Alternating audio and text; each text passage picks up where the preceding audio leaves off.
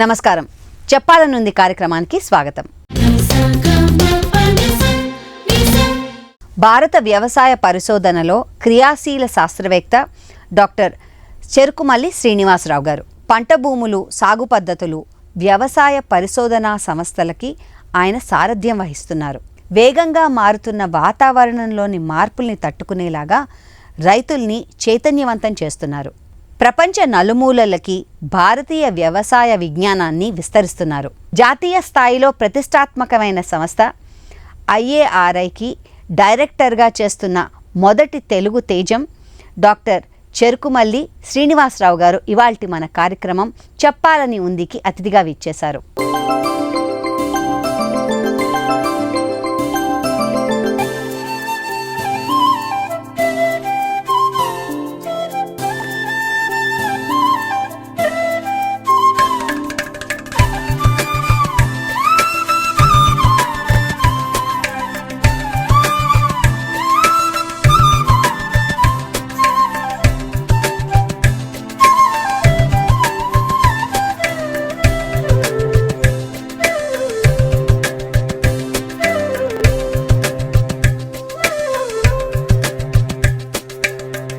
నమస్కారం అండి. నమస్తే అండి. ఇండియన్ అగ్రికల్చరల్ రీసెర్చ్ ఇన్స్టిట్యూట్లో డైరెక్టర్గా చేస్తూ మీరు చెప్పండి, నెక్స్ట్ 10 ఏళ్లలో మనం ఎలాంటి చేంజెస్ చూడబోతున్నాం అంటారు మన వ్యవసాయంలో? చాలా చేంజెస్, మార్పులు చూడబోతున్నామండి.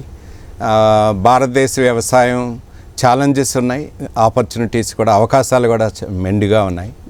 ముఖ్యంగా మనం కమర్షియల్ అగ్రికల్చర్ వైపు ముందుకెళ్తాము.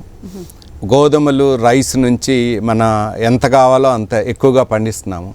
కాబట్టి ఎక్కువ కూరగాయలు, పళ్ళు, మెడిసినల్, అరోమేటిక్ ప్లాంట్స్, మష్రూమ్స్, ఒక న్యూట్రిషన్ ఎలా ఏ రకంగా కావాలో అలాంటి వైపు పంటల వైపు ముందుకెళ్తాము.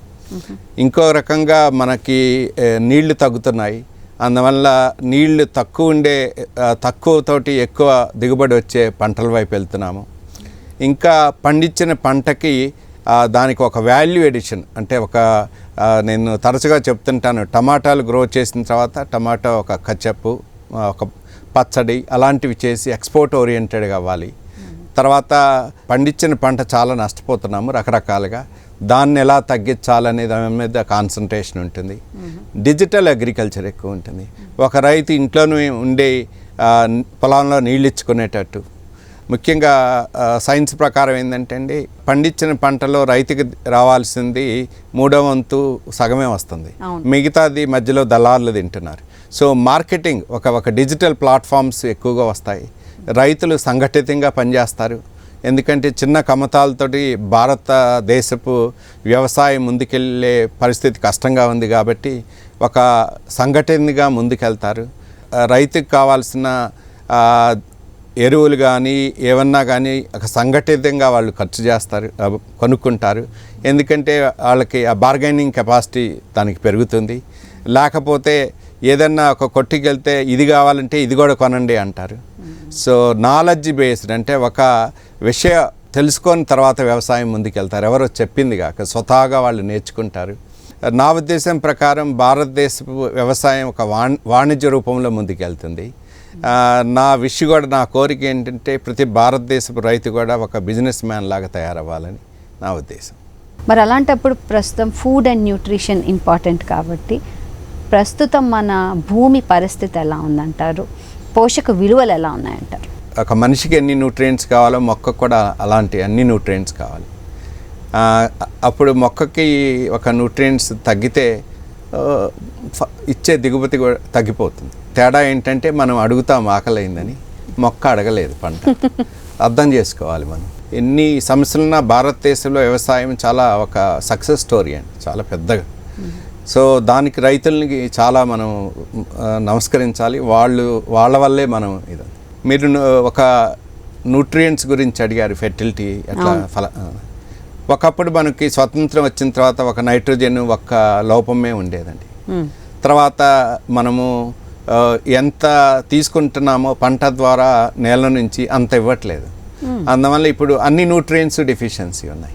ఒక నైట్రోజనే కాదు, phosphorus, potassium, calcium, magnesium, zinc, iron, అని మనం ఇప్పుడు జింకు ఇవన్నీ ఉంటే మనం సప్లిమెంట్స్ తీసుకుంటున్నాం ఐరన్. అప్పట్లో నేల సమృద్ధి చేసేది. ఇప్పుడు నేలలో సారవంతం తగ్గటం వల్ల దిగుబడి తగ్గిపోతుంది. అండ్ ముఖ్యంగా ఇంకొక కారణం ఏంటంటే కేవలం ఒకప్పుడు మన తాత ముత్తాతలు వ్యవసాయం చేసేటప్పుడు ప్రతి ఇంట్లో గేదెలు ఉండేవి. పశువుల ఎరువు అదంతా నేలకు వెళ్తూ ఉండేది. అవశేషాలు అంటే చెత్త కూడా ఒక రూపంలో నేలకు వెళ్తూ ఉండేది. అవన్నీ మనం రైతులు ఇప్పుడు మా ఊళ్ళోనే చూస్తున్నాము. ఆ వీధిలో ఎవరి దగ్గర గేదెలు లేవు, ఇంకా పొలాలు ఉన్నాయి. ఆ పశువుల చెత్త అది బయటికి వెళ్ళట్లేదు. వెళ్ళినప్పుడు కెమికల్ ఫెర్టిలైజర్స్ వేస్తున్నాము, కొన్ని వేస్తాము కొన్ని వేయము. కానీ పశువుల చెత్త అంటే ఒక టానిక్ లాంటిది. చిన్నపిల్లలకి టానిక్ వేస్తే అన్నీ ఎలా ఉంటాయి అనేది ఒక మదర్స్ మిల్క్ లాంటిది అనమాట చెత్త. అన్ని పోషకాలు దాంట్లో వెళ్ళిపోతాయి. మనం వేస్తే కొన్ని వేస్తాము, కొన్ని వెయ్యము, అన్నీ. అందువలన భూమిలో సారవంతం తగ్గిపోతుంది. దానివల్ల దిగుబడి తగ్గిపోతుంది. సారవంతం తగ్గితే బెట్ట తట్టుకునే శక్తి కూడా తగ్గిపోతుంది వర్షాభావం తక్కువ ఉన్నప్పుడు. తర్వాత కొన్ని న్యూట్రియంట్ లోపాలు ఉంటే అవి పురుగులకి వీటికి తట్టుకునే శక్తి తగ్గిపోతుంది. తర్వాత ఎండకి తట్టుకునే శక్తి తగ్గిపోతుంది. ఇవన్నీ కూడా కారణాలు అన్నమాట. దానివల్ల నేల ఆరోగ్యం బాగుంటే పంట బాగుంటుంది, పంట బాగుంటే మనుషుల ఆరోగ్యం బాగుంటుంది. ఇండియన్ అగ్రికల్చరల్ రీసెర్చ్ ఇన్స్టిట్యూట్ ఇటు ఫుడ్, న్యూట్రిషన్ రెండు బాగుండాలి అంటే కనుక ఎలాంటి కృషి చేస్తోంది? భారతదేశంలో మనకి ఆహార భద్రత లేనప్పుడు, ముఖ్యంగా 1960 ఆ టైంలో హరిత విప్లవం తీసుకొచ్చిన సంస్థ IRI. మా పాత డైరెక్టర్ గారు MS స్వామినాథన్ గారు భారత రత్న అవార్డీ. భారతదేశంలో హరిత విప్లవంకి ఫాదర్ లాంటి. ఆ హరిత విప్లవం కూడా మా IRI నెలలోనే జరిగింది మొదటి పని. ఆ విత్తనాలు తీసుకొచ్చి షార్ట్ డ్యూరేషన్ వెరైటీస్. ఆ రోజుల్లో ముఖ్యంగా మనకి చాలా ఆకలితో ఉండేవాళ్ళం. విదేశాలని మనము అడుక్కునే పరిస్థితి ఉండేది. వేరు దేశాలు మాకు భోజనం సప్లై చేయండి అని. ఫుడ్ గ్రైన్స్ కొనేదాని మీద మనకు అప్పుడున్న డబ్బులు చాలా ఖర్చు చేసాము. ఆ సమయంలో IRI, Indian agriculture research institute, Pusa అని కూడా అంటారు, అక్కడ ఒక హరిత విప్లవంకానికి బీజం పడింది. దాని ముఖ్య ఉద్దేశం ఏంటంటే, ముందు లాల్ బహదూర్ శాస్త్రి గారు ఒకప్పుడు చెప్పారు, వారం రోజుల్లో ఒక రోజు తినటం మానేయండి, సో దట్ మిగతా వాళ్ళు కనీసం తింటారు. అలాంటి స్టేజ్లో హరిత విప్లవం తీసుకొచ్చి మనకి ఇప్పుడు భారతదేశంలో పరిస్థితి ఏంటంటే, ఒక వరి గోధుమలు ఎక్కడ పెట్టాలో ప్లేస్ లేదు, అంత ఉన్నాయి. 260 మిలియన్ టన్నుల ఒక గ్రెయిన్స్, మనకి ఫుడ్ గ్రెయిన్స్, ఆహార ధాన్యాలు ఉన్నాయి. ఎక్స్పోర్ట్ కూడా చేస్తాం. ఎక్స్పోర్ట్ 60 బిలియన్ల అగ్రి ఎక్స్పోర్ట్ చేస్తున్నాం.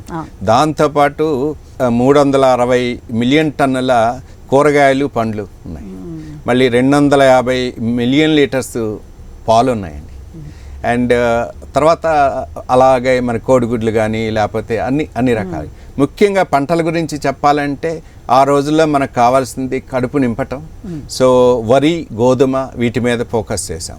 కార్బోహైడ్రేట్స్తో పాటు న్యూట్రిషన్ ఎలా పెంచాలి, ప్రోటీన్ న్యూట్రిషన్ కానీ ఒక పప్పు దినుసులు పంటలతో పాటు, లేకపోతే ఐరన్ బయోఫోర్టిఫైడ్ అంటే మనం తినే ఆహారంతో ఐరన్ ఎక్కువ పీల్చుకునే వంగడాలను తయారు చేయటం, జింక్ ఎక్కువగా వంగడాలను తయారు చేయటం. అలా తర్వాత మనకి క్యాలీఫ్లవర్, మనం తినే కూరగాయలు, రకరకాల కూరగాయలు కూడా మేము IRI చాలా రకాలు, కనీసం 25-30 కూరగాయల కొత్త విత్తనాలు తయారు చేస్తుంది. వాటిల్లోనే ఎక్కువ ఐరన్, ఎక్కువ జింకు, ఎట్లా ఎక్కువ ప్రోటీన్ ఎట్లా ఉండాలి, ఎట్లా ఆయిల్ కంటెంట్ ఎట్లా పెంచాలి అనే దాంతోపాటు ఇవన్నీ కూడా మేము కొత్తగా న్యూట్రిషన్ ఆస్పెక్ట్స్ మీద ఎక్కువ పనిచేస్తున్నాం. దాంతోపాటు వంగడాలు తయారు చేస్తున్నాము, దాన్ని సీడ్ ప్రొడక్షన్కి తీసుకెళ్తున్నాము. మాకు IRI సంస్థకి ఉన్న అడ్వాంటేజ్ ఏంటంటే చాలా పెద్ద సంస్థ, ఒక రకంగా దేశానికి గర్వకారణమైన సంస్థ. ప్రతి సంవత్సరం ఎవరికో పద్మ అవార్డీస్ వస్తూ ఉంటాయి. ఈ సంవత్సరం కూడా వచ్చినాయి. And world food prize winners కూడా ఎక్కువ మంది ఆ సంస్థ నుంచే ఉన్నారు. మేము గర్వంగా చెప్తాము, దేశానికి ఆహార భద్రత ఇవ్వటానికి భారతీయ కృషి ఈ అనుసంధాన సంస్థ, హిందీలో అంటాము ఇండియన్ అగ్రికల్చర్ రీసెర్చ్ ఇన్స్టిట్యూట్ అంటాం. కానీ దేశంలో ఏమన్నా ఆహార భద్రత తగ్గితే కూడా మేమే రెస్పాన్సిబిలిటీ తీసుకోవాలి, ఏమన్నా ఇన్ ఫ్యూచర్లో ఏమన్నా ఉన్నా. అందుకని మనకి నేషనల్ ఇన్స్టిట్యూట్ ఆఫ్ న్యూట్రిషన్ కానీ Indian council of medical research కానీ ప్రస్తుతము మనం తినే ఆహారంలో ఒక కార్బోహైడ్రేట్ని కొంతవరకు తగ్గించి ప్రోటీన్ పర్సంటేజ్ ఇంత తినాలి అని మనకి చెప్పింది. దానికి అనుగుణంగానే న్యూట్రిషను ప్రోటీన్స్ దానికి అనుగుణంగానే IRI పరిశోధనలు కూడా అలానే ఉన్నాయి. ఒక ప్రోటీన్ సప్లిమెంటేషన్ ఎట్లుండాలి, ఎక్కువ వెజిటబుల్స్ కానీ ఈవెన్ తినే గ్రైన్స్ కానీ ఫుడ్ గ్రైన్స్ కానీ తిన్న దాంట్లోనే ఎక్కువ న్యూట్రిషన్ ఎట్లా ఉండాలని, పోషకాలు ఎక్కువగా ఉండాలి అనే దాని మీద మనకి ఇప్పుడు రీసెర్చ్ ఫోకస్ ఉంది. 2024లో మీరు ఇండియన్ అగ్రికల్చరల్ రీసెర్చ్ ఇన్స్టిట్యూట్లో డైరెక్టర్గా జాయిన్ అయినప్పుడు అప్పటి నుంచి మీరు చేపట్టిన అంశాలు ఏంటి, మీరు శ్రద్ధ పెట్టిన అంశాలు ఏంటి? IRI అనేది దేశంలో ఉన్న 600 మంది శాస్త్రవేత్తలు ఉన్నారు. 3100 విద్యార్థులు ఉన్నారు. నేను కూడా అక్కడే చదువుకున్నాను, అక్కడ స్టూడెంట్గా. ఒక రకంగా గర్వకారణం అక్కడే చదువుకొని అదే సంస్థకి డైరెక్టర్గా అవ్వటం అనేది. ఇది 2వ సంవత్సరం. ఈ 2 సంవత్సరాల్లో ముఖ్యంగా చేపట్టింది ఏంటంటే వంగడాలతో మా శాస్త్రవేత్తలు ఎప్పుడూ జరుగుతూ ఉంటాయి. అండ్ ప్రతి సంవత్సరం మనకి ప్రైమ్ మినిస్టర్ మోడీ గారు మా సంస్థకి వచ్చేసి మా రీసెర్చ్ ఫార్మ్స్కి విజిట్ చేస్తారు. ఒక సంవత్సరంన్నర క్రితం ఈ బయోఫోర్టిఫైడ్ మీరు న్యూట్రిషన్ అని అన్నారు కదా, ఆ వెరైటీస్ దేశంకి అందించారు. దాంట్లో 11 వెరైటీస్ మా IRI సంస్థ నుంచే ఉన్నాయి. వంగడాలతో పాటు కూరగాయలు, ముఖ్యంగా న్యూట్రిషన్ కూరగాయలు కొత్త వెరైటీస్ ఎట్లా ఉండాలి, తర్వాత దాంతోపాటు నేల ఆరోగ్యాన్ని ఎలా పెంచాలి, దేశంలో కనీసం 600 మిలియన్ టన్నుల చెత్త, వరి చెత్త కానీ దాంట్లో సగం కాలుస్తున్నారు. కాల్చటం అంటే నా ఉద్దేశం ప్రకారం మహాపాపం. ఎందుకంటే మన భారతదేశంలో నేలలు అంత ఆరోగ్యకరంగా లేవు. అవి అడుగుతున్నాయి, అవి చెత్త మాకు ఇవ్వండి అని. కానీ మనం ఒకవైపు కాలుస్తున్నాం, దానికి కారణాలు కూడా ఉన్నాయి. సో దాన్ని ఎలా నేలకి తీసుకెళ్ళాలి? ఇప్పుడు అన్ని కాంటినెంట్స్, ఇప్పుడు అమెరికా కానీ లేకపోతే యూరోప్ కానీ అన్ని రాష్ట్రాలు, ఆస్ట్రేలియా నుంచి యాంత్రీకరణ మిషన్లు, అంటే మనము ఇంకా కూడా మనుషులతోటి మనము ఫామ్ ఆపరేషన్ చేస్తున్నాం. యాంత్రీకరణ మనకి తక్కువగా ఉంది, 50% ఉంది.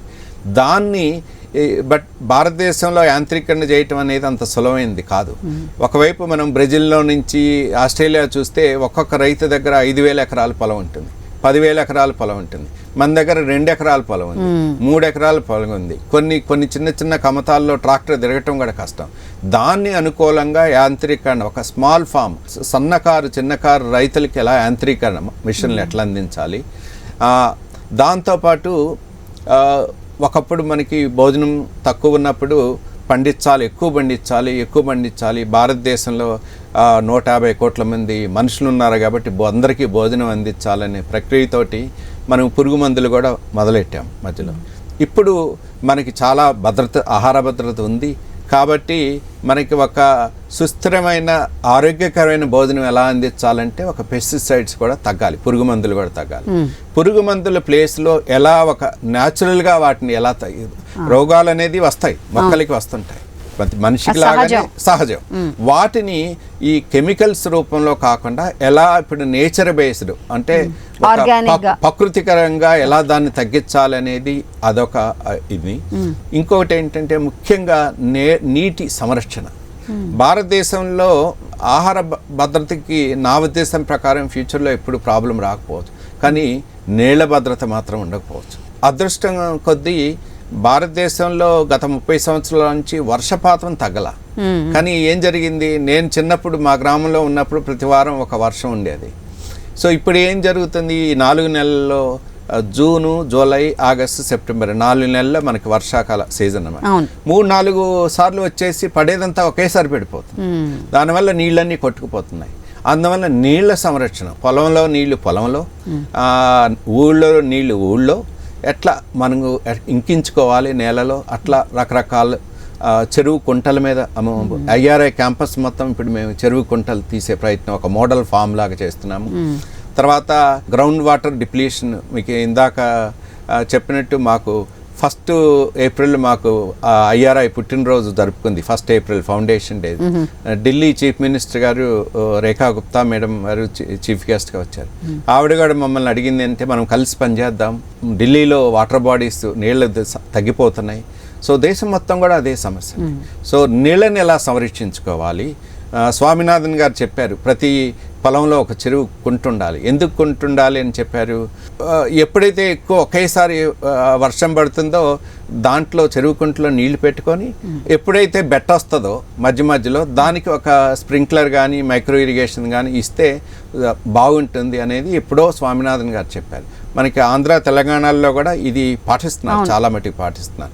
సో అది ఎలా దేశం మొత్తం ఎలా తీసుకెళ్ళాలి, దాంతోపాటు మైక్రోబియల్ నేల ఆరోగ్యం ఒక బయోఫెర్టిలైజర్స్ ద్వారా ఎలా ముందుకు తీసుకెళ్ళాలి, తర్వాత పశువుల ఈ పంట చెత్త కాల్చడానికి డికంపోజ్ అవ్వటానికి బయో డికంపోజర్ని తయారు చేయటం ప్రముఖ పాత్ర, దాన్ని వేరే ఫార్ములేషన్స్ ఎలా తీసుకురావాలి, తర్వాత దాంతోపాటు ఒక క్వాలిటీ సీడ్ని ఎలా రైతులకు అందించాలి, దాంతోపాటు ఇండస్ట్రీస్ కూడా. ఇప్పుడు ఈ ఎరా ఎలా ఉందంటే ఒక గవర్నమెంట్ సర్వెంట్స్ కేవలం గవర్నమెంట్ పనిచేయటం, ప్రైవేట్ సంస్థలు ప్రైవేట్ అదంతా అయిపోయింది. మేమందరం కలిసి పనిచేసే ఇది అందరం టైం వచ్చింది. అందరూ కలిస్తేనే మనం ముందుకి అన్ని దేశంలో 14 కోట్ల మంది రైతులు ఉన్నారు, 7 లక్షల గ్రామాలు ఉన్నాయి. అందరం కలిస్తేనే ఫాస్ట్గా రైతులకి తీసుకెళ్ళగలుగుతాం. వాళ్ళది ప్రైవేట్ సంస్థల వాళ్ళది కూడా అనుసంధానం తీసుకొని ముందుకెళ్ళి అట్లా పబ్లిక్ ప్రైవేట్ పార్ట్నర్షిప్ కలిసి ముందుకెళ్ళని అనే మోడల్స్ కూడా IRS సంస్థ నుంచి తయారు చేస్తాం. శ్రీనివాస్ గారు, మీ విద్యాభ్యాసం ఎక్కడ జరిగింది? మా ఊరు అనిండ్లపాడు అని కృష్ణా డిస్ట్రిక్ట్, అప్పుడు కంబైన్డ్ డిస్ట్రిక్ట్ అండి. ముఖ్యంగా అంటే మాకు ఇంట్రెస్ట్ అనేది ఏం తెలియదు మాకు. ఏదో మా అమ్మగారు ఆలోచనలు ఏంటంటే ఊళ్ళో డాక్టర్ లేడు కాబట్టి నువ్వు డాక్టర్ చదివి వీళ్ళందరికీ సేవలు చేయాలి. ఇట్లా మా ఊళ్ళో ఇన్ఫ్యాక్ట్ 6వ తరగతి నుంచి 10వ తరగతి నేను అసలు ఒక గుడి వరండాలో చదువుకున్నాం. మాకు స్కూల్ కూడా లేదు, రామాలయం వరండాలో చదువుకునే వాళ్ళం. వర్షం ఇటు వస్తే అటు వెళ్ళేవాళ్ళం, అటు వస్తే ఇట్లా వెళ్ళేవాళ్ళం. అట్లా జరుగుతున్న రోజుల్లో మా దేవుడు సంకల్పం ప్రకారం 10వ తరగతి కూడా మాకు కొత్త స్కూల్ వచ్చిందన్నమాట. అది కూడా 3 కిలోమీటర్ల దూరం. దేవుడు పంపించిన ఒక మనిషిలాగా నర్రా బాబురావు గారని ఒక హెడ్ మాస్టర్ గారు వచ్చారు. ఇది 10th క్లాస్లో ఒక 4 నెలలు పరీక్షలకు ముందు. ఇంకా ఆయన చాలా గొప్ప వ్యక్తి. లేకపోతే మాకు ఏం చదవాలి అనేది ఏమీ తెలీదు. ఏదో తల్లిదండ్రులు మదరు అది కావాలి ఇది కావాలన్నా కూడా టీచర్స్ అదంతా లేదు. ఆయన వచ్చి ఇంక 24 గంటలు మేము 23 మేము 10th క్లాస్లో ఉండేవాళ్ళం మేడం. ఎప్పుడు 24 గంటలు ఆయనతోటే ఉండేవాళ్ళం. మీకు ఇన్ఫ్యాక్ట్ మీకు ఆశ్చర్యంగా ఉండొచ్చు, ఈ స్టూడెంట్లు మేము ఆయనకు అన్నం కూడా వండి పెట్టేవాళ్ళం, ఆమెకు అన్నీ చేసి పెట్టేవాళ్ళం. కిరోసిన్ స్టవ్ మీద ఎప్పుడు ఆయనతోటే ఉండేవాళ్ళం. ఆయన మహాభాగ్యం వల్ల 21 మందిలో 2 ఫస్ట్ క్లాస్కి వచ్చాము, 2 మిగతా వాళ్ళందరూ కూడా చాలా పాస్ అయ్యారు. సో అది చాలా అంటే ఇప్పుడు కూడా ఆయన చాలా నేను గురుభక్తి. తర్వాత నేను జగ్గయ్యపేటలో ఇంటర్మీడియట్ చేశాను. ఇంటర్మీడియట్ చేసినప్పుడు కూడా నాకు అసలు BSc అగ్రికల్చర్ అని తెలియదండి. ఎవరో చెప్పారు, ఇట్లా ఫిల్ చేశాము. నాకు BSc agriculture Bapatla and veterinary తిరుపతిలో వచ్చింది. బాపట్లో BSc అయిపోయింది 4 ఏళ్ళు, MSc అయిపోయింది 2 years అక్కడే MSc అగ్రికల్చర్. తర్వాత ఆ రోజుల్లో కంబైన్డ్ స్టేట్ కదా, ఆంధ్ర తెలంగాణ కలిపింది. 3 క్యాంపస్లు ఉండేది. ఒకటేమో తిరుపతి మనకి రాయలసీమ వాళ్ళకి, కోస్టల్ వాళ్ళకి బాపట్ల ఉండేది, హైదరాబాదు ఇటువైపు హైదరాబాద్ క్యాంపస్. ఈ 3 క్యాంపస్లో MSc 2 ఏళ్లలో పూర్తి చేసినోని నేను ఒక్కనే. అదే సంవత్సరం నేను IRIలో రాయటం, ఎంట్రన్స్. నాకు అసలు ఢిల్లీ కూడా మా చుట్టుపక్కల గ్రామాల్లో ఢిల్లీ వెళ్ళిన వాడిని నేనే ఫస్ట్. ఢిల్లీ వెళ్ళి వస్తే నన్ను అందరూ విచిత్రంగా చూశారు ఆ రోజుల్లో. సో అట్లా రావటం, ఆ సీటు రావటం అనేది చాలా ఇంపార్టెంట్. PhD అక్కడ 3 ఏళ్ళు. IRI సంస్థ ఏంటంటే ప్రతి రాష్ట్రం నుంచి విదేశాల నుంచి వస్తారు. చదువు అనేది గట్టిగానే ఉంటుంది, కానీ వాళ్ళని వీళ్ళని చూసి నేర్చుకోవటం, కాన్ఫిడెన్స్ బిల్డింగ్, అడాప్టేషన్ అంటే డిఫరెంట్ కల్చర్స్కి, డిఫరెంట్ ఫుడ్ సిస్టమ్స్, ఇది తినే భోజనాలకి, మాటలకి, ఇవన్నీ అడాప్టేషన్ అనేది ఒక కాన్ఫిడెన్స్ వచ్చి అట్లా. మీ జీవితంలో మీరు ఎదుర్కొన్న మొట్టమొదటి పెద్ద సవాల్ ఏంటి? Bapatla agriculture college English medium వెళ్ళినప్పుడు చాలా పెద్ద సమస్య అని. ఇన్ఫ్యాక్ట్ నాకు ఫస్ట్ 6 months 1 year నాకు మార్క్స్ చాలా తక్కువ ఉన్నాయి. ఒక గురువు గారు ఉండేవారు, ఆయన పేరు సుబ్బారావు గారు. ఇప్పటికీ కలిసి పనిచేస్తుంటాం, కలిసి ఉంటాం. సాయంత్రం 5ంటికి వెళ్ళిన తర్వాత క్లాసులన్నీ అయిన తర్వాత ఈ ఇంగ్లీష్ ఏంటి సమస్యలు ఇవన్నీ వెళ్ళి ఆయన దగ్గరికి వెళ్ళి ప్రతిదీ మట్టి, సాయిల్, మట్టి ఆయన దగ్గర నాలాంటి వాళ్ళు 15 మంది ఉన్నారు ఈ భాష సమస్య. అది చాలా నాకు టఫ్గా ఉండేది. మిగతా వాళ్ళందరూ కాన్వెంట్ స్కూల్స్, వాళ్ళకన్నీ 90% 95% వస్తున్నాయి, మనకేమో 70% పాస్ అవుతామా లేదా అనే భయంతో అసలు ఉండాలా లేదా, ఇట్లా కంటిన్యూ అవుతామా ఏంటి మన పరిస్థితి, మన పేరెంట్స్ ఈ ఎక్స్పెక్టేషన్స్ ఏంటి అనే స్టేజ్లో నుంచి హార్డ్ వర్క్ చేస్తూ మేము కూడా ఆల్మోస్ట్ 90% వరకు తెచ్చుకొని, అది చాలా క్రిటికల్ పాయింట్. ఎందుకంటే 3 గంటలు పొద్దున్న సాయంత్రం లాంగ్వేజ్ తెలియకుండా కూర్చోవటం, అర్థం తెలియకుండా మనం మగప్ చేసి పరీక్ష రాయటం అనేది చాలా కష్టం అన్నమాట. అర్థం కాకుండా రాయటం ఎంతవరకు అని మగప్ చేస్తాం. ఆ స్టేజ్ నుంచి మేము people considered I'm very great communicator. అది కూడా చాలా నా లెక్చర్స్ పిల్లలకి చెప్తుంటారు కాబట్టి అది బిగ్గెస్ట్ ఛాలెంజ్. ఇజ్రాయెల్ వెళ్ళే అవకాశం వచ్చింది మీకు, అక్కడికి వెళ్ళడం, అక్కడ మీ అనుభవాలు, దానివల్ల మీలో ఏం మార్పు వచ్చింది? భారతదేశం ఇజ్రాయిల్ ఒక రిలేషన్స్ మనకి స్టార్ట్ అయినప్పుడు అటల్ బిహారీ వాజ్పేయి గారి టైంలో వాళ్ళు 2 శాస్త్రవేత్తల్ని అక్కడికి పంపించి అక్కడ వాళ్ళ 2 ఇజ్రాయిల్స్ని భారతదేశం తీసుకురావాలని ఒక మెమరాండం ఉండేది. చాలామంది అప్లై చేశాము. ఆల్మోస్ట్ 40-50 మంది వరకు కాంపిటీషన్ ఉన్నారు. అన్ని సబ్జెక్టులు వాళ్ళు, అంటే ఒక దాంట్లో వ్యవసాయం ఒక భాగమే, దాంట్లో ఒక నృత్యం ఉంది, లాంగ్వేజ్ ఉంది, అంతా స్పేస్, రకరకాల సబ్జెక్ట్స్ ఉన్నాయి. సో ఫైనల్గా నేను 2లో సెలెక్ట్ అయిన వాళ్ళలో నేను ఒకడిని. ఫస్ట్ టైం ఫ్లైట్ ఎక్కడం కూడా ఫస్ట్ టైం ఆ టైంకి, నాకేం తెలియదు అప్పుడు. సో చాలా బాగుంది. అక్కడ నేర్చుకున్నది చాలా అండి. వాళ్ళది ఏంటంటే వాళ్ళ సిస్టమ్, చిన్న కంట్రీ, మన భారతదేశం అంత పెద్దది కాదు, కానీ ముఖ్యంగా నా ఆలోచన అక్కడ ఏం జరిగిందంటే వర్క్ చాలా వర్షిప్ అనమాట. వాళ్ళు చిన్న జాబు పెద్ద జాబు అనేది చూడరు. నా అనుభవం అసలు నాకు చాలామంది పిల్లలతో నేను షేర్ చేసుకుంటాను. మా ప్రొఫెసరు అక్కడ సంస్థకి డైరెక్టర్ గారు అనమాట, నాకు ప్రొఫెసర్. తర్వాత నేను వెళ్ళే రోజు ఒక ఈమెయిల్ ఎవరి ద్వారానే ఇస్తే వచ్చి ఎయిర్పోర్ట్లో ఆయన పేరు యో వైసల్ గారు, ఆయన నా శ్రీనివాసరావు అని బోర్డు పట్టుకొని ఎయిర్పోర్ట్లో నిలబడి ఉన్నాడు. నిలబడి ఉంటే ఏంటి ఎవరు అయినా, మన దేశంలో అయితే వీళ్ళు పట్టుకుంటారు, ఇట్లా పెద్ద ఇన్స్టిట్యూట్ డైరెక్టర్లు, నేను చాలా చిన్నవాడిని, ఆయన వయసులో కూడా అక్కడ 75 సంవత్సరాల రిటైర్మెంట్ అయితే పట్టుకున్నాను. నా లగేజ్ వేసాడు, కారులో పెట్టాడు, తీసుకెళ్ళాడు. తర్వాత మార్గ మధ్యంలో శ్రీని, నేను ఇవాళ నీ ఈమెయిల్ చూశాను అది అంటే అప్పుడు తెలిసింది ఏనే మా ప్రొఫెసర్ అని. అంటే అంత వర్షిప్ ఎలా ఉంటుంది, గౌరవం ఎలా ఇవ్వాలి, పనికి గౌరవం ఎలా ఇవ్వాలి, మనిషి ఎవరైనా కావచ్చు, అది అనేది నేను చాలా బాగా నేర్చుకున్నాను ఆయన దగ్గర నుంచి.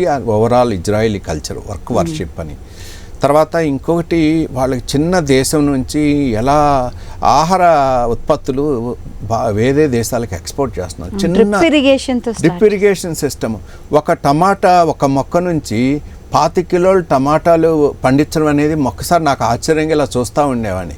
మన టమాటాలు 2 కిలోలు అంటే చాలా ఎక్కువ. ఒక మొక్కని పైకి తీసుకెళ్ళి 20-25 కిలోలు పెంచుతూ వాళ్ళు ఆరెంజెస్, చిన్న దేశం, ఆ నేల కూడా ఏమి లేదండి, ఉసిక, దాంట్లో పండించి వాళ్ళు ఎలా ఒక కన్స్ట్రెయింట్స్, ఒక సమస్యలు ఉన్నప్పుడు దాన్ని ఆపర్చునిటీస్ తీసుకోవటం. మన రాజకీయ నాయకులు ఇక్కడ మనం కొంతమంది ముఖ్యమంత్రులు కూడా చెప్తుంటారు, కన్స్ట్రెయింట్స్ని ఆపర్చునిటీస్కి ఎలా కన్వర్ట్ వాళ్ళు దాన్ని కన్వర్ట్ చేసుకొని ఒక గ్రీన్ హౌస్ల్లో కూరగాయలు పండించి ఎక్స్పోర్ట్ చేయటము, ఒక సముద్రంలోంచి మొత్తం నీళ్ళని ఒక ఫ్రెష్ వాటర్ తీసుకురావటం, ఇవన్నీ కూడా ఎఫిషియన్సీ. అవన్నీ చాలా ఒక ఓరియంటేషన్ అనేది నాది చేంజ్ అయిపోయింది. ఎక్కువంటే మనకి భారతదేశంలో ఆ రోజుల్లో నేను వెళ్ళిన రోజులు నీళ్ళంటే ఉంటాయి కదా, ఎక్కడైనా నీళ్ళు ఉన్నాయి కదా, మనకి విశాలమైన దేశం, ఎక్కడైనా పండించవచ్చు కదా, నేల మనకేముంది. అలాంటి దాంట్లో ఇప్పుడు మన ఆలోచనలు ఏమొస్తున్నాయి, మన ప్రైమ్ మినిస్టర్ మోడీ గారు ఏం చెప్తున్నారు, తక్కువ ఒక బృందు నుంచి ఎక్కువ వ్యవసాయం తీసుకురండి, తర్వాత ఒక సన్న నేల నుంచి ఎక్కువ పండించాలి, ఎక్కువ న్యూట్రియంట్స్ నుంచి ఎక్కువ పండించాలని యూనిట్ ఎఫిషియన్సీ ఇప్పుడు చెప్తున్న మన పాలసీస్ 30 ఏళ్ల క్రితం నేను అక్కడ ఆల్రెడీ ప్రాక్టికల్గా చూశాను నేను. సో అది చాలా ప్రోత్సాహకరంగా ఉంది. వాళ్ళ కల్చరు అదంతా హార్డ్ వర్కింగ్, టీం వర్క్, ఒక సమస్యని తీర్చడానికి ఎట్లా కలిసి పనిచేయాలి అనేది కూడా నేర్చుకున్నాను. ఒక శాస్త్రవేత్తగా మీరు సాధించిన మొదటి విజయం ఏంటి? ఫస్ట్ నా వర్క్ చేసింది భారతీయ నేల పరిశోధనా సంస్థ, Indian institute of soil science భోపాల్లో చేశాను నేను. బేసికలీ నేను నేల శాస్త్రవేత్తని, నాకు ఫస్ట్ పోస్టింగ్ కూడా అక్కడే వచ్చింది. ఎంచుకున్నారా అండి? నేను ఎంచుకోలేదు. నేను చాలా కష్టపడ్డాను అక్కడి నుంచి హైదరాబాద్కి, అక్కడికి వెళ్ళకుండా ఇక్కడికి వెళ్ళాలని. అవ్వలేదు కాబట్టి అది కూడా ఒక మార్గదర్శకం, దేవుడు నిర్ణయించినది. అక్కడికి వెళ్తే అక్కడ కూడా మొత్తం మంచి పేరు వచ్చింది. ముఖ్యంగా నేను అక్కడ చేసిన వర్క్ ఏంటంటే, మొక్కలు కూడా పొటాషియం చాలా ఇంపార్టెంట్. ఏదన్నా వాటికి ఆరోగ్యకరంగా మొక్క ఉండాలన్నా, పంట దిగుబడి ఆరోగ్యకరంగా ఉండాలన్నా పొటాషియం అనేది చాలా ఇంపార్టెంట్. కానీ పొటాషియం ఫెర్టిలైజర్స్, ఎరువు తయారవ్వాలంటే భారతదేశంలో మనకి ముడి మెటీరియల్ లేదు. మనకి భారతదేశంలో ఆ మినరల్స్ లేవు. పూర్తిగా మనము ఎక్కడి నుంచి, కెనడా నుంచి, మనకి రష్యా నుంచి, ఇజ్రాయెల్ నుంచి, వీటి నుంచి ఇంపోర్ట్ చేసుకుంటాం. ఇప్పుడు కూడా కనీసం 7,000 కోట్లు సంవత్సరానికి మనం స్పెండ్ చేస్తుంటాం. దానికి నా పరిశోధనలు ఏంటంటే, ఒక సాయిల్ కెమిస్ట్రీ బేసిస్ మీద ఒక రికమెండేషన్స్ చేసి, భారతదేశంలో దిగుబడి చేసుకున్న పొటాషియము అన్ని నెలలకి ఎక్కువ అవసరం లేదు, అన్ని పంటలకి అవసరం లేదు, ఏ పంటలకి ఏ నెలలకి ముఖ్యంగా అవసరం అవి గుర్తించి మనం ఇంపోర్ట్ చేసుకున్న పొటాషిక్ ఫెర్టిలైజరు ఒక పంట సీజన్ అయ్యే ముందు ఆ రీజియన్స్కి వెళ్ళిపోవాలి. ఇవి చాలా ఇంపార్టెంట్ రీజియన్స్. ఒడిశా లాంటిది ఏజియము, లేకపోతే సౌత్ కర్ణాటక ఎర్ర నేలలు, తర్వాత కేరళలో యాసిడ్ సల్ఫేట్ సాయిల్స్, మన అనంతపూర్లో మనకి తేలిక నేలలు, మనకి తెలంగాణలో పరిగి తేలిక నేలలు, నేలలతో పాటు ఎక్కడైతే పండ్ల తోటలు ఎక్కువ ఉన్నాయో, అంటే ఫర్ ఎగ్జాంపుల్ బనానా ఎక్కువ, అంటే అరటిపండు ఎక్కువ, దాన్ని పొటాషియం ఎక్కువ కావాలి వాటికి. ఎక్కడ ఏ పంటలకి ఏ నెలలకి ఏ ఏరియాస్లో ఏ డిస్ట్రిక్ట్లో కావాలనే దాన్ని ఒక డిస్ట్రిక్ట్ వైజ్ మ్యాప్ కెమిస్ట్రీ పరిశోధనలు చేసి ఇక్కడికి వెళ్ళాలి, ఈ రికమెండేషన్స్ ఇట్లుండాలి. భారతదేశంలో పొటాషియం లేకపోతే దిగుబడి తగ్గిపోద్ది. కాబట్టి అది నా మొదటి సక్సెస్ అనమాట. ప్రపంచవ్యాప్తంగా వాతావరణంలోని మార్పుల్ని తట్టుకుని వ్యవసాయాన్ని అభివృద్ధి చేయడం కోసం IARI సంస్థ ఎలా కృషి చేస్తోంది? వ్యవసాయము అనేది వాతావరణానికి చాలా ఫస్ట్ విక్టిమ్ అనమాట. ఎందుకంటే మనకి రైతులకి తట్టుకునే శక్తి ఎందుకు లేదు అని అంటే, చిన్న కమతాలు ఉన్నాయి. ఒక పెద్ద రైతు ఉంటే, బిజినెస్ కొంచెం ఎక్కువ పొలం ఉంటే, ఈ సంవత్సరం పంట పోయినా సరే తట్టుకునే శక్తి ఉంటుంది. చిన్న రైతు తట్టుకోలేడు. అందువల్ల వాతావరణ అనుకూలకి వ్యవసాయం అనేది చాలా ముఖ్యం. ప్రపంచం మొత్తం ఎఫెక్ట్ అవుతుంది. అమెరికా నుంచి అన్ని రాష్ట్రాల్లో ఎఫెక్ట్ అవుతుంది.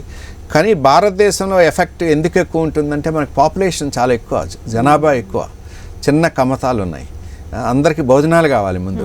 అందువల్ల మనము చాలా జాగ్రత్తగా ఉండాలి. క్లైమేట్ చేంజ్ అనేది దాన్ని తట్టుకునేది చాలా ఇంపార్టెంట్. ఇది మనకి ఎవరో కాదు, మన భారతదేశమే గుర్తించింది, పార్లమెంట్ గుర్తించింది. దానికి ఫస్ట్ ప్రాజెక్ట్ నేను కేంద్రీయ మెట్ట వ్యవసాయ పరిశోధన సంస్థ డైరెక్టర్గా ఉన్నప్పుడు, అంతకుముందే ఆ సంస్థ ఒక పార్లమెంట్ నిర్ణయించి ఒక పెద్ద ప్రాజెక్ట్ ఇచ్చింది. భారతదేశంలో వాతావరణానికి అనుకూలమైన వ్యవసాయాన్ని ఎలా తయారు చేయాలని 100 సంస్థలను కల్పించి మా క్రీడా సంస్థ లీడ్లో ఉంది. అంతకుముందు మా పాత డైరెక్టర్ గారు వెంకటేశ్వర గారు దాన్ని మొత్తం తయారు చేశారు. తర్వాత అంతకుముందు డైరెక్టర్ గారు కూడా చేశారు. తర్వాత నేను దాన్ని ముందుకు తీసుకెళ్ళాను. సో దేశంలో ఉన్న మొత్తము అంటే climate change impact. Climate change అంటే ఏంటంటే మేడం, భూతాపం పెరిగితే దాన్ని క్లైమేట్ చేంజ్ అంటారు. కరెక్ట్. కానీ దానివల్ల ఎఫెక్ట్స్ ఏమున్నాయంటే, ఎక్కువ వర్షపాతం రావటం, సడన్గా తక్కువ రావటం, లేకపోతే ఈ సైక్లోన్స్ ఎక్కువ రావటం, లేకపోతే మేము చిన్నప్పుడు గ్రామంలో ఉన్నప్పుడు వడగళ్ళు చిన్న ఉండేవి, ఇప్పుడేమో కిలో రావటం, అవన్నీ కూడా దానివల్ల ఏర్పడే ఇంపాక్ట్స్ అనమాట. ఇవన్నీ ఇంపాక్ట్స్ తట్టుకునేటట్టు వ్యవసాయం చేయాలి. సో ఇవన్నీ కూడా తయారు చేయడానికి మేము ఆ ప్రాజెక్ట్లో చాలా పెద్దగా సహకరించింది గవర్నమెంట్ ఆఫ్ ఇండియా. పెద్ద బడ్జెట్, 600 కోట్ల బడ్జెట్ అది ఆ ప్రాజెక్ట్ అప్పుడు.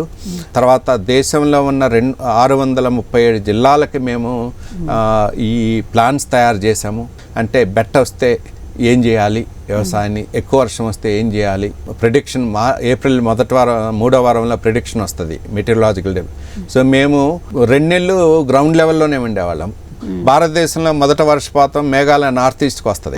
అక్కడ మీటింగులు పెట్టి ప్రతి జిల్లా ఆఫీసర్స్ని పిలిచి మీరు మీ జిల్లాలో ఈ పంటలు ఉన్నాయి, వర్షం ఎక్కువ వస్తుంది, దీనికి మార్పిడి ఇలా చేసుకోవాలి, దీనికి అనుకూలంగా ఇట్లా చేసుకోవాలని చెప్తూ ప్రతి జిల్లా అధికారిని పిలుస్తూ మేఘాలయ నుంచి అరుణాచల్ ప్రదేశ్ అటు నుంచి వెళ్ళి తర్వాత ఒడిస్సా, ఈస్టర్న్ ఇండియా నుంచి తర్వాత మధ్యప్రదేశ్కి వచ్చి చివరికి గుజరాత్, రాజస్థాన్కి 2 నెలలు అక్కడికి వెళ్ళి దేశం మొత్తం తిరుగుతూ ఉండి మొత్తం సెన్సిటైజ్ చేసి ఎలా ప్రిపేర్ అవ్వాలి అని 2 నెలలు మేము క్రీడా సంస్థ నుంచి గ్రౌండ్ లెవెల్లోనే ఉండి మొత్తం మీద దానికి ఎలా ఒక ప్రిపేర్నెస్ తయారు చేసాం.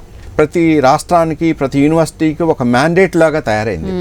ఇప్పుడు దేశం మొత్తం కూడా వంగడాలను తయారు చేయటం కానీ, వర్షం తక్కువైతే నీళ్ళని ఎలా సంరక్షించుకోవాలనేది, లేకపోతే ఎట్లా ఏ రకాల కొత్త టెక్నాలజీస్ కావాలనేది అందరూ కూడా రీజనల్ లెవెల్లో తయారు చేయటం అనేది.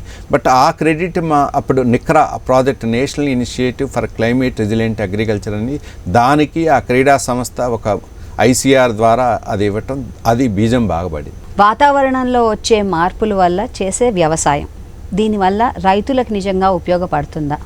వాళ్ళ ఆర్థికంగాను అలాగే సాయిల్ పరంగా కూడా ఎలాంటి మార్పులు వస్తాయి? Is it useful? వాతావరణ అనుకూలమైన వ్యవసాయం అనేది చాలా ముఖ్యం, తప్పనిసరి, ఆప్షనే లేదు.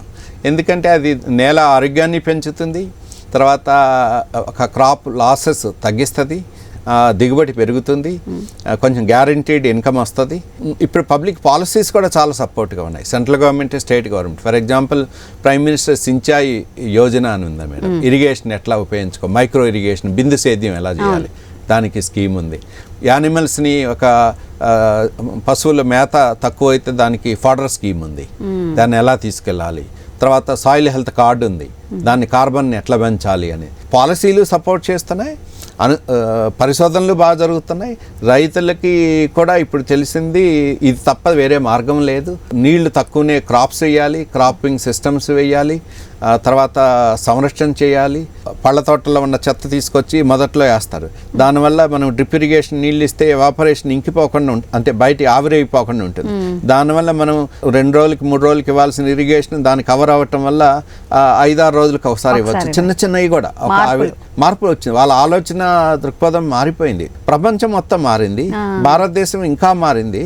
ఇప్పుడు నేను చాలా విదేశాల్లో కూడా నేను చర్చల్లో ఉన్నప్పుడు వాళ్ళు ఇప్పుడు మేము డిస్కస్ చేసేవన్నీ భారతదేశంలో చాలా ఫాస్ట్గా ముందుకెళ్తున్నాయి. బట్ దానితో పాటు రైతుకి సపోర్ట్ కూడా అవసరం. ఎందుకంటే ఇది ఎడ్యుకేషన్ కదా, నేర్పించాలి, టెక్నాలజీ నేర్పించాలి. ఫిజికల్గా లాస్ అయితే కంపన్సేటరీ మెకానిజం ఉండాలి. లేకపోతే మనందరికీ తెలుసు రైతులు ఎంత కష్టమన్నా, నా ఉద్దేశం ప్రకారం రైతు అయినా చాలా పాజిటివ్ పర్సన్ అన్నమాట. ఎన్ని కష్టాలున్నా, ఈ సంవత్సరం పంట ఎండిపోయినా మళ్ళీ ఏదో రకంగా అప్పులన్నీ తీసుకొస్తాడు, మళ్ళీ మొదలెడతాడు, నవ్వుతూ మొదలెడతాడు. కానీ అది వేరే వాళ్ళల్లో ఏమైనా కష్టం వస్తే మనం నవ్వం, మనం ముందు. కానీ రైతు అనే ఆడు చాలా తట్టుకునే శక్తి బాగా ఉంది. ముఖ్యంగా భారతదేశ రైతు చాలా గొప్ప మనిషి. మీ వృత్తి జీవితంలో మీకు అత్యంత గర్వకారణమైన క్షణం ఏంటి? 2015లో మాకు అవార్డు వచ్చింది, ఈ Sardar Patel best institute award అని. ఆ అవార్డు నేను ప్రైమ్ మినిస్టర్ మోడీ గారి దగ్గర తీసుకోవడం జరిగింది 2015లో. మొదటి సీట్లో కూర్చోబెట్టి ఆయన 6గురికే ఇచ్చారు అవార్డ్స్. ఎప్పుడైనా ఒక అవార్డు రావటం అనేది చాలా రెస్పాన్సిబిలిటీ పెంచుతుంది. అందులో ప్రైమ్ మినిస్టర్ దగ్గర నుంచి తీసుకోవటం, నేను అంతకుముందు ప్రెసిడెంట్ గారు వీళ్ళ దగ్గర నుంచి తీసుకున్నాను. బట్ ఒక సంస్థని లీడ్ చేస్తూ ఒక 60 మంది సైంటిస్టులు దేశంలో ఇవన్నీ కూడా లీడ్ చేస్తూ అందరి తరపున నేను తీసుకోవటం అనేది చాలా గర్వకారణం అనిపించింది. దాంతోపాటు బాధ్యత బాగా పెరిగింది. రైతులకి బాగా చెయ్యాలి, విద్యార్థుల్ని బాగా తయారు చేయాలి, స్టూడెంట్స్ని బాగా తయారు, చాలా బాధ్యత. ఆల్వేస్ ఎనీ అవార్డు మనం ఏమైనా రిసీవ్ చేసుకుంటే మన వెనక చాలా రెస్పాన్సిబిలిటీ బేర్ చేయాలి. అది చాలా important, happy occasion. ICAR and IARI ఈ రెండింటికి మీరు డైరెక్టర్గా బాధ్యతలు నిర్వహించినప్పుడు మీకు ఎటువంటి అనుభూతి కలిగింది? నేను చదువుకున్న సంస్థకే నేను డైరెక్టర్ అవ్వటం అనేది చాలా గర్వకారణం. అందులో అసలు నేను ఆ సంస్థకి స్టూడెంట్కి వెళ్ళటానికే నాకు అసలు ఒక పెద్ద డ్రీమ్ అనమాట. గొప్ప శాస్త్రవేత్తలు డైరెక్టర్గా లీడ్ చేసిన MS స్వామినాథన్ గారు కానీ, BP పాల్ గారు కానీ, అన్ని రోజు వెరైటీస్ అన్నీ ఆయనే తయారు చేశాడు. పెద్ద పెద్ద పద్మ అవార్డీస్ తీసుకొని నేషనల్ సివిలియన్ అవార్డ్స్ తీసుకున్న అదే సీట్లో కూర్చోవటం, అదే క్వార్టర్లో నేను ఉండటం అనేది అది కూడా బ్రిటిషర్స్ నిర్మించిన బిల్డింగ్స్ అవన్నీ, అది చాలా గర్వకారణం. But at the same time ఒక గ్రామం నుంచి, చిన్న కుగ్రామం నుంచి వెళ్ళి ఆ సీట్లో కూర్చోవటం, గత 75-80 సంవత్సరాలు తెలుగు వ్యక్తి కూడా ఎవరు అవ్వలేదు అక్కడ. మొదటి తెలుగు వ్యక్తిని స్వతంత్రం ఇండిపెండెంట్ ఇండియాలో, అది తెలుగు ఒక తెలుగు బిడ్డగా అక్కడికి వెళ్ళి కూర్చోవటం అనేది చాలా గర్వకారణం. ప్లస్ ఒక పెద్ద ప్లాట్ఫామ్ మేడం అది. ఢిల్లీ ఐఆర్ఐ డైరెక్టర్ అనేది చాలా పెద్ద, ఏ రాష్ట్రంకైనా వెళ్ళి ఒక పెద్ద పొజిషను, పెద్ద అవకాశం రైతులకు సేవ చేయటం అనేది. ఇంటిగ్రేటెడ్ న్యూట్రియంట్ మేనేజ్మెంట్ ఈ సంస్థ వల్ల అటు రైతులకి ఇటు అలాగే పర్యావరణానికి ఎలాంటి ప్రయోజనం కలుగుతుంది? ఇది ఒక సంస్థ కాదండి, ఒక కాన్సెప్ట్. మన తాత ముత్తాతలు పశువులు చెత్త అవన్నీ వేసి నేల కార్బన్ని పెంచి, కార్బన్ అనేది నేలలో మట్టి ఆరోగ్యాన్ని పెంచే ఒక ఇండికేటర్ అనమాట, ఆర్గానిక్ కార్బన్. అంటే నేను ఎలా చెప్తాను అని అంటే, మనిషికి గుండెకాయ ఎలాంటిదో నేల ఆరోగ్యానికి సేంద్రియ కార్బన్ అలాంటిది. దురదృష్టవశాత్తు భారతదేశం నేలలో కార్బన్ చాలా తక్కువగా ఉంది. 0.5%, 0.6%, 0.3% కూడా ఉంది మన తెలుగు రాష్ట్రాల్లో. కానీ ఇప్పుడు మనం చూస్తే అమెరికా, కెనడాల్లో చూస్తే 5%, 6%, 7% ఉంది. సో ఎంత బలంగా ఉంది అంటే, ఒక నేల క్యారింగ్ కెపాసిటీ అంత. వాటిలో నుంచి మనం అగ్రికల్చర్ చేయాలనేది కార్బన్ పెంచాలి. కార్బన్ పెంచే మార్గాలు ఏంటంటే, ఇప్పుడు ఒకప్పుడు చెత్త వేసేవాళ్ళం మనము, ఆ మెన్యూరు పశువులు ఉండేవన్నీ వేసాం, అవన్నీ తగ్గటం వల్ల కెమికల్స్ ఫెర్టిలైజర్స్ వేస్తాం. ఆర్గానిక్ మాన్యూర్ లేదు, కేవలం కెమికల్ ఫెర్టిలైజర్స్ వైపు వెళ్ళాము. దానివల్ల కార్బన్ పెరగట్ల. కార్బన్ని పెంచుతూ, అంటే ఇంటిగ్రేటెడ్ న్యూట్రియంట్ మేనేజ్మెంట్ అని అంటే, మీరు కెమికల్స్ ఫెర్టిలైజర్స్ వేస్తున్నారు, దాంతోపాటు ఆర్గానిక్ ఫెర్టిలైజర్స్, ఆర్గానిక్ మెన్యూర్స్ కూడా ఎంతో కొంత వేసి రెండు కలిపేస్తే దాన్నే ఇంటిగ్రేటెడ్ న్యూట్రియంట్ మేనేజ్మెంట్, రెండు కలిపి చేయమంటారు. దానివల్ల నేల కార్బను పెరుగుతుంది, ఆరోగ్యం పెరుగుతుంది, న్యూట్రియంట్స్ తక్కువ న్యూట్రియంట్స్ ఉంటుంది. భారతదేశంలో ఇంటిగ్రేటెడ్ న్యూట్రియంట్ మేనేజ్మెంట్ అనేది చాలా మాట్లాడిన విషయం, కానీ ఎప్పటికీ అది అవసరమైన విషయం, ఎప్పుడు ఎమర్జెన్సీ ఎక్కువ మాట్లాడుకోవాల్సిన విషయం కూడా, ఎందుకంటే దానికంటే ఆప్షన్ మన దగ్గర లేదు. భారతదేశపు మొట్టమొదటి జన్యు సవరణ విత్తనాన్ని IARI వాళ్ళు విడుదల చేశారు కదా. ఈ ఆవిష్కరణ మన దేశ వ్యవసాయాన్ని ఏ విధంగా ప్రభావితం చేస్తుంది? ప్రపంచంలోనే మొట్టమొదట జన్యు సవరణ విత్తనాలు, వరి వంగడాలని IRI సంస్థ తయారు చేసింది, మొత్తం ఇంటర్నేషనల్లీ. తర్వాత ఇక్కడ రైస్ రీసెర్చ్ స్టేషన్ మన హైదరాబాద్, రెండు కూడా వెరైటీస్ తయారు చేశాయి జన్యు సవరణ. అయితే అవి రిలీజ్ చేశారు, కానీ సీడ్ సిస్టమ్స్లో రిలీజ్ అవ్వటానికి ఇంకా దాన్ని మార్గదర్శకాలు కొన్ని ఉన్నాయి. అంటే గ్రౌండ్ లెవెల్కి రాలేదు. పరిశోధనలు చేసి దిగుబడి ఎక్కువ ఇస్తుంది, తట్టుకునే శక్తి ఉంది, లవణాలను తట్టుకునే శక్తి, ఎందుకంటే లవణాలు కూడా పెరుగుతున్నాయి నేలలో అనేవి రీసెర్చ్ పరిశోధనలు. ఇదైతే ఒక ఫార్ములాగా రిలీజ్ చేయడం జరిగింది, బట్ రైతులకి ఇంకా తీసుకెళ్ళటం జరగలేదు. రైతులకు తీసుకెళ్లాలంటే దాన్ని మల్టిప్లై చేయాలి, రైతులకి ఒక సీడ్ సిస్టమ్స్లోకి రాలేదు. దాని మీద ఇంకా డీప్ పరిశోధనలు జరుగుతున్నాయి. మీ సారథ్యంలో IARIలో చేసిన కొత్త డిస్కవరీస్ ఏమున్నాయి? ఫోటోవోల్టాయిక్ మిషన్స్ అని మేము ఎనర్జీ, భారతదేశంలో ఎనర్జీ కావాలి, పంటలు కావాలి, రెండు ఒకేసారి ఒకే ఏరియాలో ఎనర్జీ పండిస్తూ పంటలు పండించే అగ్రి ఫోటోవోల్టాయిక్ సిస్టమ్ అనేది ఒక డెవలప్ చేసాం. దాంతోపాటు సూర్యరశ్మి ఎనర్జీ వస్తుంది, హైట్ మీద కింద పంటలు కూడా పండుతాయి. అలాంటి ల్యాబ్ పెట్టాం. తర్వాత ఇంకొకటి ఏంటంటే డ్రోన్ సిస్టము, ఇవన్నీ కొత్త మెకనైజేషన్, అంటే మ్యాన్లెస్ మిషన్స్, అవన్నీ కొత్త పరిశోధనలు మేము కొత్తగా చేస్తున్నాము. స్టూడెంట్ థీసిస్లు కూడా ఎక్కువ జరుగుతున్నాయి. దాంతోపాటు బయోఫోర్టిఫైడ్ అంటే వాల్యూ యాడెడ్ వెరైటీస్ అవి చాలా ఈ మధ్య కూడా రిలీజ్ అయ్యాయి. అండ్ లాస్ట్ మొన్న అక్టోబర్లో కూడా మనకి ప్రైమ్ మినిస్టర్ గారు మన దగ్గరికి రావటం జరిగింది, మన ఫామ్లో వచ్చి ఫార్మర్స్ తోటి. ఇంకొకటి ఏంటంటే ప్రొటెక్టివ్ కల్టివేషన్ మోడల్స్, అంటే ఒక మిషన్లోనే 30-40 ఒక అర్బన్ అగ్రికల్చర్ మోడల్స్ అనమాట. ఒక దాంట్లో 20-25 కంటే మొక్కలు ఒక పాట్స్ లా చిన్న ఉండి ఒక balcony farming, roof top farming. ఎందుకంటే మైగ్రేషన్ చాలామంది రూరల్ ఏరియాస్ నుంచి అర్బన్గా అవుతుంది. Fresh vegetables, fresh leafy vegetables ఎట్లా ఒక ప్రొటెక్టివ్ కల్టివేషన్ మోడల్స్ని ముందుకు తీసుకెళ్తున్నాం. ఆ కొత్త మోడల్స్ కూడా తయారవుతున్నాయి. తర్వాత ఇంకోటి ఈ ఎన్విరాన్మెంటల్ ఆస్పెక్ట్స్, అంటే కొత్తగా ఈ వాతావరణ కార్బన్ వాయువులు తగ్గించే మార్గాలు కొత్తగా ఎలా ముందుకు తీసుకెళ్తాం. ప్రైమ్ మినిస్టర్ ఒక కాల్ ఇచ్చాడు 2070 కల్లా భారతదేశంలో కార్బన్ వాయువులన్నీ ఎంత బయటికి వెళ్తున్నాయో అంత మనం ఫిక్స్ చేయాలని. That is called net zero emissions. అంటే ఎంత బయటికి వెళ్తున్నాయో అంత మనం ఫిక్స్ చేయాలని. ఎలా సాధ్యం? అందుకని ఇప్పుడు అగ్రికల్చర్ కార్బన్ వాయువులు ఎంత 14% ఉన్నాయి. తర్వాత ల్యాండ్ యూజ్ చేంజెస్, అంటే కొంత అవి మొక్కలు అవి కొత్త భూమిని పంటకి తీసుకురా, అవన్నీ కలిపి కూడా 22-23% ఉన్నాయి కార్బన్ వాయువులు. దాన్ని ఎలా ఫిక్స్ చేయాలి అనేది మేము కొత్తగా ఒక మోడల్ ఫామ్, అంటే ఒక 10 డిస్ప్లేని కలిపి ఒకే ఫామ్లో నెట్ జీరో ఎమిషన్ ప్లాట్ లాగా చేస్తున్నాం. వెరైటీ సైంటిస్ట్, వంగడాల సైంటిస్ట్ క్లైమేట్ టాలరెంట్ వెరైటీలు పెడతాడు. తర్వాత అతను సాయిల్ కార్బన్ వాయువులు తగ్గించే సాయిల్ టెక్నాలజీ చేస్తాడు. అట్లా రకరకాలుగా అందరూ మిషనరీ, అంత సోలార్ ఎనర్జీ ట్యాప్ చేసి మిషనరీ రన్ చేస్తాడు. వాటర్ని ఎలా డంపింగ్ చేసే మిషన్లు కాకుండా ఎలా మైక్రో ఇరిగేషన్ ద్వారా ఎట్లా చేయాలి, అవన్నీ చేసి ఈ ఫామ్లో ఒక ఇంటిగ్రేటెడ్ అప్రోచ్ ద్వారా అగ్రికల్చర్ కూడా నెట్ జీరో ఎమిషన్ని ఎట్లా కంట్రిబ్యూట్ చేయగలి అనేది కొత్తగా కాన్సెప్ట్ ఫామ్కి తీసుకొస్తున్నాం. వ్యవసాయాన్ని బలోపేతం చేయడానికి FPOs ఎలా సహాయపడుతుంది? వ్యవసాయం బలోపేతం చేయడానికి FPOని పెంచి పోషించడం తప్ప ఈ భారతదేశానికి వేరే మార్గం లేదు మేడం. ఎందుకంటే చిన్న కమతాలు సంఘటితం లేకపోతే వాళ్ళని అందరూ చీట్ చేస్తారు, అందరూ మోసపోస్తారు. ఎట్లా మోసపోస్తారు అని అంటే విత్తనం కొనుక్కునే దగ్గర మోసపోతారు, తర్వాత ఎరువులు కొనుక్కునే దగ్గర మోసపోతారు. అగ్రో అడ్వైజర్ ఏదో ఇది చేయాలి ఇది చేయకూడదు అనే దానికి ఒక కాంక్రీట్ సొల్యూషన్ వాళ్ళ దగ్గరికి రాదు, ఎవరో చెప్తారు ఏదో చేస్తారు. తర్వాత అంతా పండించిన తర్వాత మార్కెట్ చాలా సీరియస్ ప్రాబ్లం.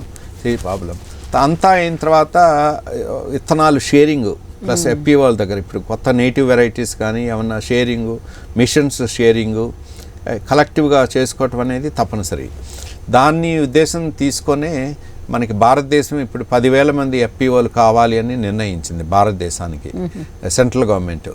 బట్ FPO అనేది మేము నారం సంస్థ నుంచి చాలా పాలసీ పేపర్లు చేశాము. FPO 2,000 మంది FPO ఫార్మర్ ప్రొడ్యూసింగ్ ఆర్గనైజేషను, అంటే రైతుల్ని సంఘటితం చేసి ఒక గ్రూప్కి తయారవటం, దాన్ని గవర్నమెంట్లో రిజిస్టర్ చేస్తే అది ఫార్మర్ ప్రొడ్యూసింగ్ కంపెనీ అవుద్ది, ఆర్గనైజేషన్ నుంచి కంపెనీ అవుద్ది. ఆ కంపెనీ ద్వారా గవర్నమెంట్ చాలా బెనిఫిట్స్ ఇస్తుంది. నా ఉద్దేశం ప్రకారం భారతదేశానికి ఏ దేశం కంటే కూడా భారతదేశానికి FPO సిస్టమ్స్, FPO ఇన్స్టిట్యూషన్స్ చాలా ఇంపార్టెంట్. మీ కుటుంబం గురించి చెప్పండి, మీ పిల్లల గురించి చెప్పండి, వాళ్ళ సహకారం ఎలా ఉంది? మా అమ్మాయి పేరు సీతాంశిని అండి, Cherukumalli Sitamshini. She advocate, not researcher. Recently couple of years back తను కంప్లీట్ చేసింది జిందాల్ స్కూల్ ఆఫ్ లాలో. ఇప్పుడు ప్రాక్టీస్ చేస్తుంది, సో ఇంటర్న్షిప్స్ కూడా చేస్తుంది. సో విష్ దట్ ఒకే అమ్మాయి her Sitamshini means we kept that as a vehicle of Sita.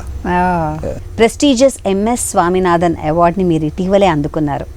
మరి అలాంటి అవార్డ్ మీరు గురువుగా భావించే MS స్వామినాథన్ గారిది మీకు సొంతం అవ్వడం ఎలా అనిపిస్తోంది? మా పాత డైరెక్టర్ గారి పేరు మీద ఉన్న MS స్వామినాథన్ గారు అంటే ప్రతి వ్యవసాయ శాస్త్రవేత్తకి ఆయన ఒక మోడల్ అనమాట, రోల్ మోడల్గా ఉంటారు. ఆయన చాలా భారతదేశాన్ని ICRకి ఈ పొజిషన్స్ అన్ని సైంటిస్ట్ పొజిషన్స్ కూడా ఆయనే క్రియేట్ చేశాడు. నేను అదివరకు పనిచేసిన నారం సంస్థ కూడా ఆయనే పెట్టాడు. IRI ఆయన డైరెక్టర్గా ఉన్నాడు. సో తప్పనిసరిగా చాలా ఆనందంగా ఉంది. నాకు ఈ అవార్డు రికారియా సంస్థ నుంచి, అంటే ICR రిటైర్డ్ సైంటిస్ట్ అసోసియేషను, వాళ్ళ సపోర్టెడ్ బై వీళ్ళు నూజివీడు సీడ్స్ వాళ్ళతోటి ఇచ్చారు. చాలా ఆనందదాయకంగా ఉంది. వెంకయ్య నాయుడు గారి ద్వారా తీసుకోవటం చాలా ముఖ్యంగా మన ఫార్మర్ వైస్ ప్రెసిడెంట్ ఉపరాష్ట్రపతి గారి ద్వారా తీసుకోవటం, తర్వాత వ్యవసాయ మంత్రులు కూడా ఉన్నారు, తుమ్మల నాగేశ్వరరావు గారు, వేరే చాలా వాళ్ళ దగ్గర నుంచి. సో ముఖ్యంగా వెంకయ్యనాయుడు గారు ప్రోద్బలం ఏంటంటే ఆయన్ని ఏది ఉన్నా వ్యవసాయం లేనిది ఆయన మిగతాదంతా ఇన్కంప్లీట్, ఒక రూరల్ బ్యాక్గ్రౌండ్ తోటి. సో ఆయన కూడా చాలా ముఖ్యం. మా ఐఆర్ఐ సంస్థకు వచ్చారు, కాన్వకేషన్కి ఆయన కూడా వచ్చారు. చాలా గర్వకారణంగా ఉంది. థ్యాంక్ యూ, ధన్యవాదాలు మీరు చెప్పినందుకు.